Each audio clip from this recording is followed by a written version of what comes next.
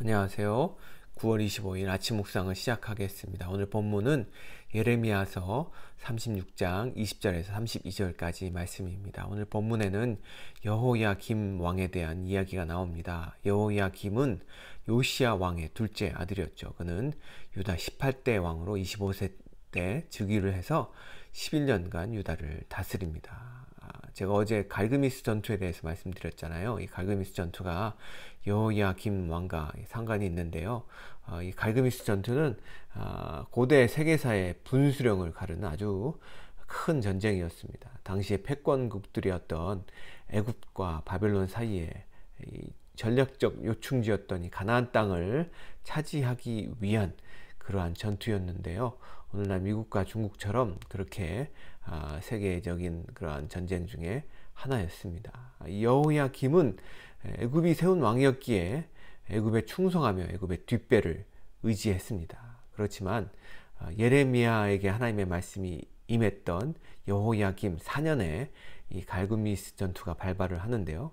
근데 애굽이 이 전투에서 패하는 바람에 여호야김의 앞날은 캄캄해져 버리는 상황이 되어버렸다는 것이죠. 결국 이 바벨론 왕이 이 갈그미스 전투를 하러 왔다가 승리하면서 아예 유다까지 정복해 버리는 그러한 일들이 있게 되죠.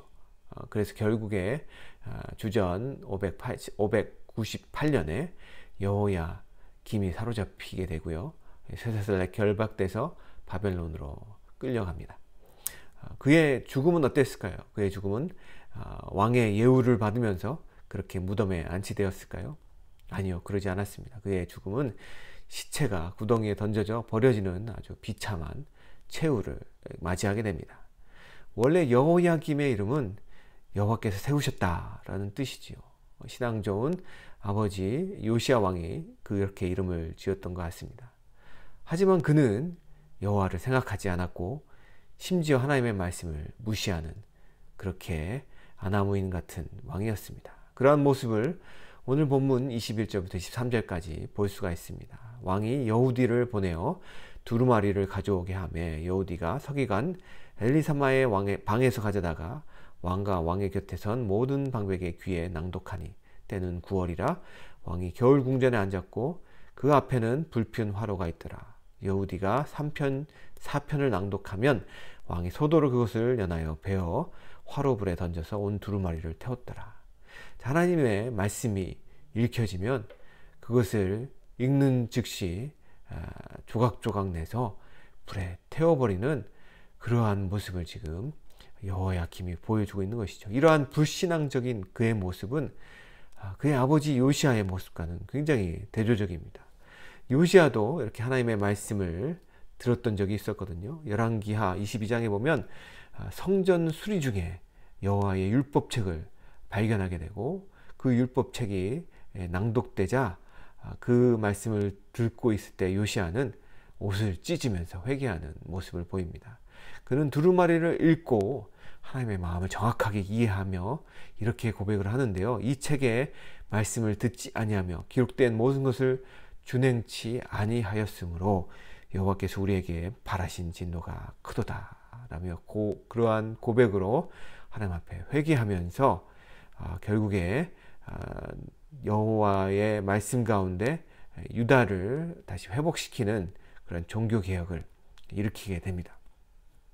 하지만 요시야의 아들이었던 여호야김은 어땠나요? 예레미야에게 임한 하나님의 말씀을 그가 읽고 보았지만 그 말씀을 업신여겼습니다. 심지어 칼로 그것을 조각내서 불에 태워버렸습니다. 자, 하나님의 말씀을 여호야김 왕에게 가져갔던 이 경건한 신하들, 그들은 왜 그랬을까요?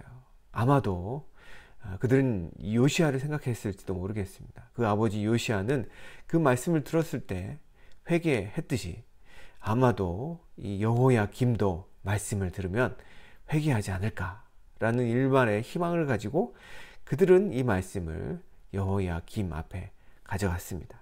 하지만 그 말씀을 접하고도 회개하지도 않고 두려워하지도 않았던 옷을 찢지도 않았던 그 왕의 모습에 그들은 무척 당황했던 것 같아요. 24절과 25절을 보겠습니다. 왕과 그 신하들이 이 모든 말을 듣고도 두려워하거나 그 옷을 찢지 아니하였고 엘라단과 들라야와 그마랴가 왕께 두루마리를 사르지 말기를 간구하여도 왕이 듣지 아니하였으며, 이 신하들이 제발 사르지 말라고 왕에게 간구하는 모습을 보게 됩니다.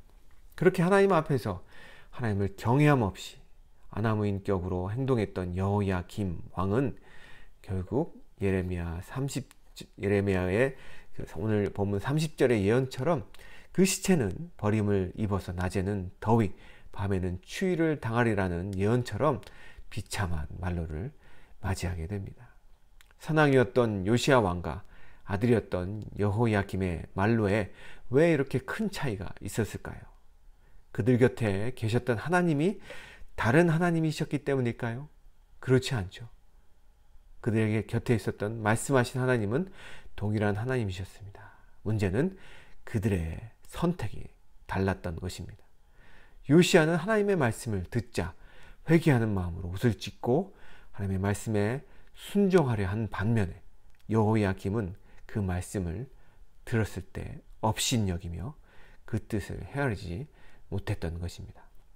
여러분, 구약의 예언은 확정된 미래를 알려주는 데 목적이 있는 것이 아닙니다. 오히려 앞으로의 상황을 미리 알려줌으로써 유대민족과 그 왕이 올바른 선택을 할 수 있도록 이끄시는 데 하나님의 목적이 있었습니다. 그래서 하나님은 예레미야에게 정말로 다양하고 독특한 방법으로 예언의 말씀을 전하게 하십니다. 우리가 읽었던 35장에는 이 레갑 족속의 모습을 통해서 순종의 모습이 얼마나 복된 것인지 보여주시고요. 또 오늘 우리가 읽은 36장에는 파피루스의 말씀을 기록하고 적게 함으로써 그 말씀이 왕에게 전달되고 그 말씀을 듣도록, 그래서 왕이 마음을 변화시키도록 그렇게 다양한 미디어와 방법들을 통해서 하나님은 유다 족속들에게 말씀하시고 그들이 바른 선택을 하시도록 그렇게 그들의 마음을 두들기셨던 분이십니다.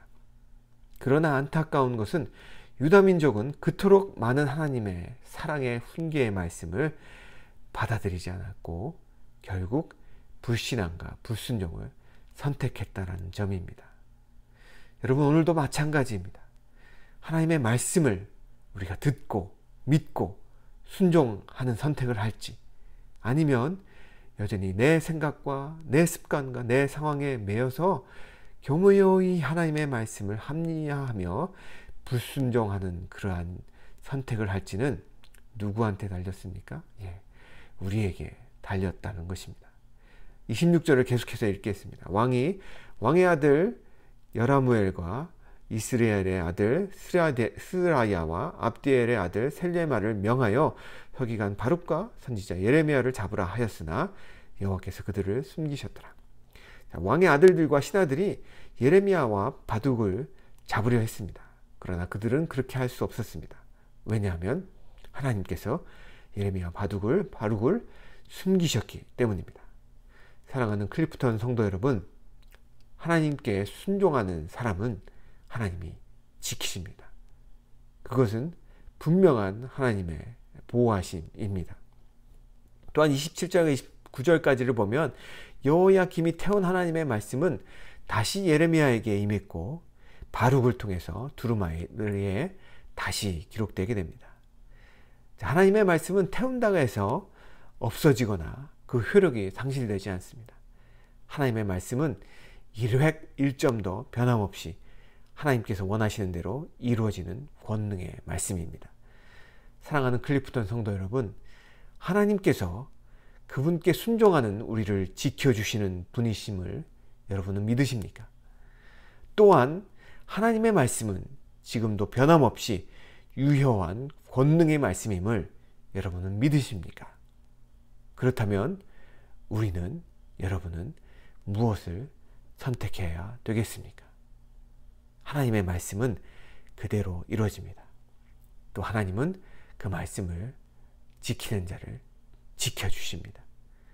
그 하나님에 대한 믿음과 사랑 속에서 1획 1점도 변함없이 이루어지는 그 하나님의 말씀을 소중하게 여기며 그 말씀에 신실하게 반응하시는 귀한 클리프턴 성도님들이 되시길 오늘도 주님의 이름으로 축원합니다. 기도하시겠습니다. 하나님, 오늘도 귀한 하루를 허락해 주시니 감사합니다. 하나님의 말씀은 놀랍고 권능이 있어서 하나님 그 일점도 변함없이 유효하며 이루어지는 하나님의 말씀임을 오늘 우리가 배웠습니다. 하나님, 귀한 하나님의 말씀을 우리가 소중하게 여기며 그 하나님의 말씀에 순종하며 믿음으로 그 하나님의 말씀을 사랑함으로 나아갈 수 있게 축복해 주시고, 또 그렇게 하나님 앞에 순종함으로 나아가는 자들을 하나님이 지켜주심을 오늘도 믿고 담대함으로 살아갈 수 있는 우리 성도님들 될 수 있도록 복 주시옵소서. 그렇게 행하실 주님을 인해